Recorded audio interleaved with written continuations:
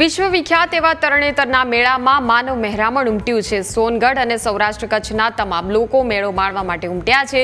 ત્રિનેત્રેશ્વર મહાદેવના મોટી સંખ્યામાં ભક્તોએ દર્શન કર્યા છે। મહાદેવના દર્શન કરી કુંડમાં શ્રદ્ધાળુઓએ સ્નાન પણ કર્યું છે।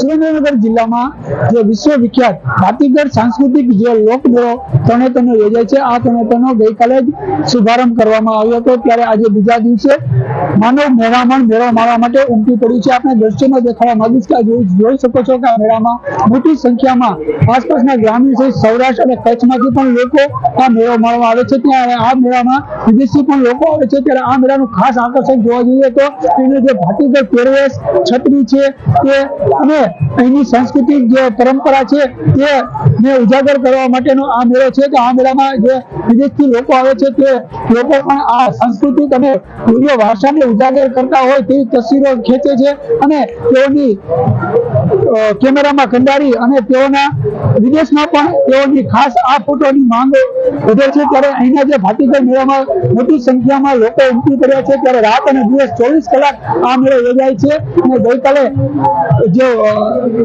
શુભારંભ કરવામાં આવ્યો હતો ત્યારે આવતીકાલે પણ આ જે ત્રિનેત્રેશ્વર મહાદેવ છે તેના ઉપર 52 ગજની ધજા પારિયાદના મહંત દ્વારા કરવામાં આવશે અને પાંચમના દિવસે બપોરે 12 વાગે ધજા ચડાવ્યા બાદ આ મેળાની પૂર્ણાહુતિ કરવામાં આવે છે। ત્યારે આ મેળો 4 દિવસ ચાલે છે।